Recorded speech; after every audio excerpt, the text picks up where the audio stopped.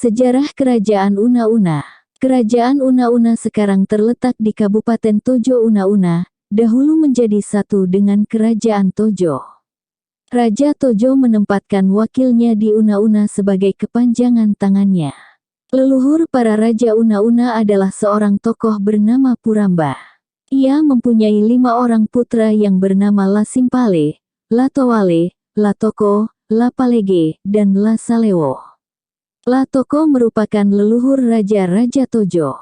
Sementara itu, Lapalege mempunyai 2 orang putra bernama Laraman dan Lapaola serta 3 orang putri bernama Indei, Idara, dan Sariano. Indei menikah dengan Daeng Materu dan berputra Haji Muhammad Laujeng Daeng Materu.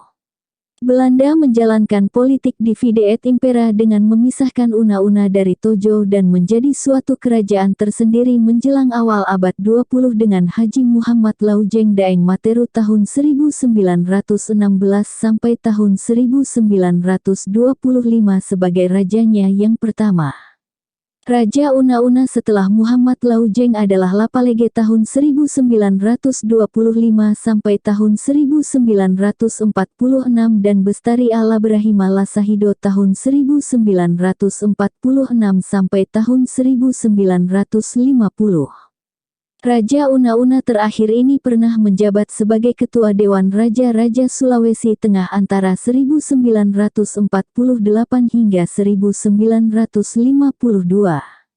Menurut sumber lain, cikal bakal Kerajaan Una-Una adalah Kerajaan Togean yang disebut juga Kerajaan Lebokin Entanah Entogoian. Sebelum terbentuknya lembaga kerajaan, di sana telah ada susunan kemasyarakatan tradisional yang terdiri dari 3 pemuka adat, yakni pemuka adat di daratan atau tanah, pemuka adat di lautan, dan pemuka adat dalam pesta. Pada tahun 1762, ketiga pemangku adat ini sepakat membentuk kerajaan yang disebut Lebokin Entanah Entogoian. Dalam bahasa Togean maknanya adalah kerajaan 3 orang besar. Sebagai raja yang pertama diangkatlah Sari Buah tahun 1762 sampai tahun 1791.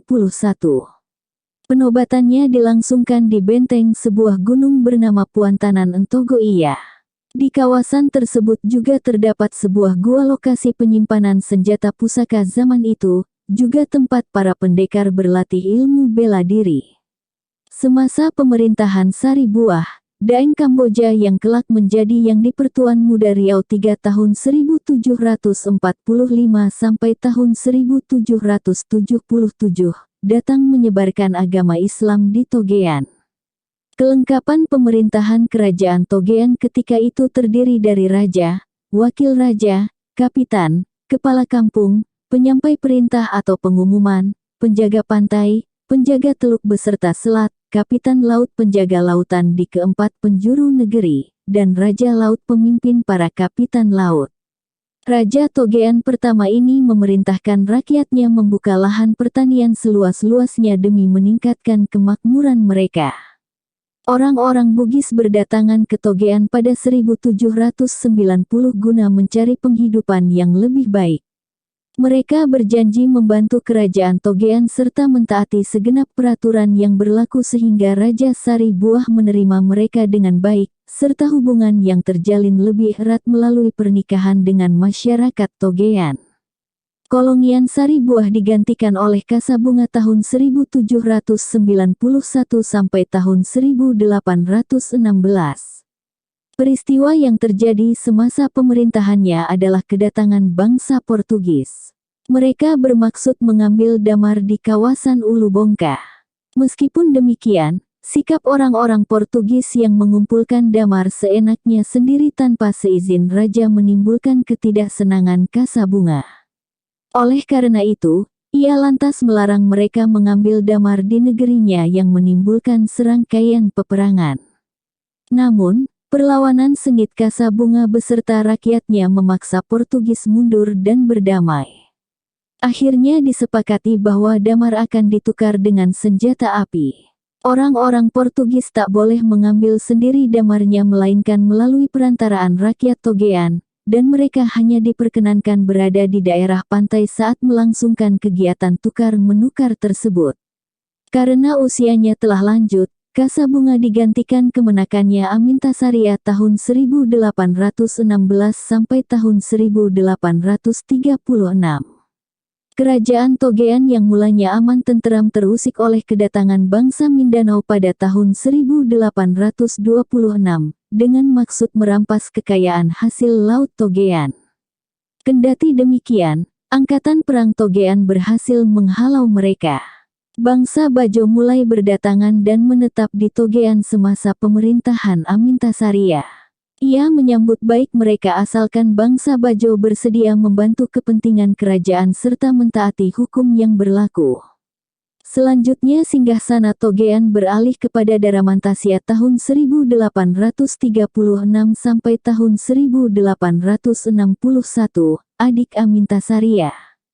Setelah memerintah selama kurang lebih setahun pada tahun 1837, Togean mengalami serangan bajak laut Pulau Timur yang berhasil dipukul mundur oleh angkatan perang kerajaan. Pada zaman Daramantasya, hasil pertanian sebagian diserahkan kepada kerajaan, sedangkan separuhnya lagi boleh dimiliki oleh petani penggarap sawah. Karena itu, boleh disimpulkan bahwa tanah pertanian masa itu merupakan milik kerajaan yang kemudian dibagi-bagikan agar diolah oleh rakyat. Pengganti Daramantasya adalah putrinya yang bernama Ruyah Buasariah tahun 1861 sampai tahun 1883. Kendati seorang wanita, ia memiliki kemampuan bela diri serta kesaktian yang tak kalah dengan laki-laki. Dalam kurun waktu pemerintahannya, Togean diserang oleh bajak laut Tobelo. Konon berkat ilmu kesaktiannya, Ruyah Buasariah berhasil menumbangkan pimpinan bajak laut Tobelo. Ruyah Buasariah kemudian digantikan oleh Halijah tahun 1883 sampai tahun 1893. Ketika itu, sebuah kapal Belanda kandas di Batu Karang dekat Togean. Seluruh awak kapal dikawal oleh kapitan laut untuk menghadap Halijah. Mereka meminta bantuan rakyat Togean menarik kapal yang kandas itu agar dapat berlayar kembali. Berkat kewibawaan Halijah, rakyat Togean bersedia memberikan pertolongannya. Raja Togean berikutnya adalah Zakariah tahun 1896 sampai tahun 1899. Pada saat itu, pemerintah kolonial Belanda hendak menanamkan pengaruhnya di Togean dengan berkedok perjanjian persahabatan. Isi perjanjian yang disodorkan kepada Zakariah mulanya berisikan 1.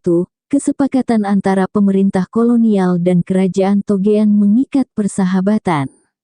2. Pemerintah kolonial dan kerajaan Togean akan saling membantu. 3. Urusan pemerintahan kerajaan tak akan dicampuri oleh Belanda. 4. Belanda akan membeli seluruh hasil hutan yang berasal dari Togean. Dan 5. Pemerintah kolonial akan menyediakan senjata bagi kerajaan Togean. Tidak mengherankan apabila Raja Zakariah bersedia menandatanganinya. Meskipun demikian, ketika penandatanganan hendak dilangsungkan di Donggala, pemerintah kolonial secara sepihak mengubah isinya berupa pernyataan takluk Togean kepada Belanda. Pemerintahan kolonial memberikan ultimatum agar segera menerima pernyataan takluk tersebut dalam waktu 1x24 jam, bila tidak maka Togean akan diserang. Demi menghindari pertumpahan darah, Zakariah bersedia membubuhkan tanda tangannya. Peristiwa ini merupakan awal jatuhnya Togean ke dalam cengkeraman penjajah. Masih belum cukup dengan itu semua, Belanda bermaksud memindahkan pusat pemerintahan Togean dari Desa Benteng ke Una-Una dengan tujuan memudahkan pengawasan. Sebagai langkah protes terhadap kebijakan pemerintah kolonial tersebut, Raja Zakariah mengundurkan diri sebagai Raja Togean. Berakhirlah sudah kerajaan Togean dan kini giliran kerajaan Una-Una tampil ke panggung sejarah. Sebagai Raja Una-Una pertama, Belanda mengangkat seorang tokoh bernama Muhammad Marujeng Daeng Materu tahun 1899 sampai tahun 1926. Ia merupakan keturunan penguasa Kutai di Kalimantan Timur serta memiliki darah Bugis. Saat pemerintahan Raja Zakaria, jabatannya adalah Kapitan di Una-Una. Pada tanggal 19 April tahun 1905, Muhammad Marujeng Daeng Materu menandatangani Korte Verklaring. Peristiwa ini dianggap sebagai awal kejatuhan Una-Una ke dalam cengkeraman pemerintah kolonial. Semenjak saat itu, masyarakat Togean diwajibkan membayar pajak kepada Belanda. Kerajaan Una-Una kemudian menjadi swapraja dalam lingkungan Hindia Belanda. Pada tahun 1919, Una-Una dibagi menjadi dua distrik, yakni Togean beribu kota di Benteng dan Walea beribu kota di Pasokan. Raja Una-Una berikutnya adalah Lapalege Laborahima tahun 1927 sampai tahun 1946. Pada masa pemerintahannya, administrasi kerajaan sepenuhnya dipusatkan di Una-Una. Penguasa terakhir Una-Una adalah Sainuddin Lasahido tahun 1946 sampai tahun 1950. Bersamaan dengan kurun waktu pemerintahannya, dihapuskanlah berbagai swapraja di Kepulauan Nusantara. Benda pusaka kerajaan Una-Una disebut Bangko Entandalo yang terdiri dari pedang bersarung emas, berbagai piring antik, tempat minum, dan meja makan raja yang terbuat dari marmer. Bersambung.